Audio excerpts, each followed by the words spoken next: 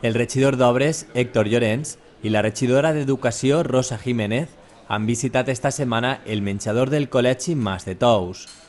Les obres d'ampliació ja s'han acabat i des d'este dilluns ha començat a funcionar este nou equipament del col·legi.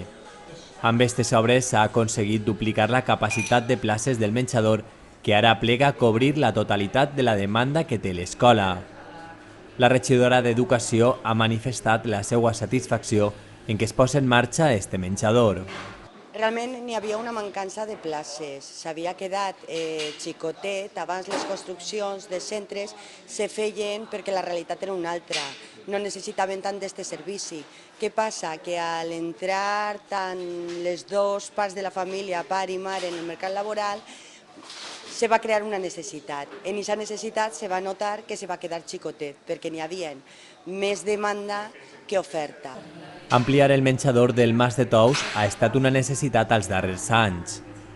Poc després d'inaugurar-se el centre, les 200 places que tenia eren insuficients per a una demanda que creixia. Els xiquets havien de traslladar-se al costat del centre a este menjador prefabricat per tindre servici. Este estiu l'Ajuntament decidia prendre el projecte i iniciar l'ampliació.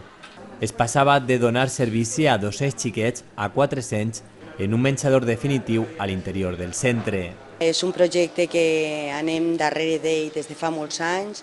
Per fi l'Ajuntament va decidir agarrar-lo ell per a tindre-lo este curs i avui és una realitat. Avui per fi els xiquets estaran en el menjador nou.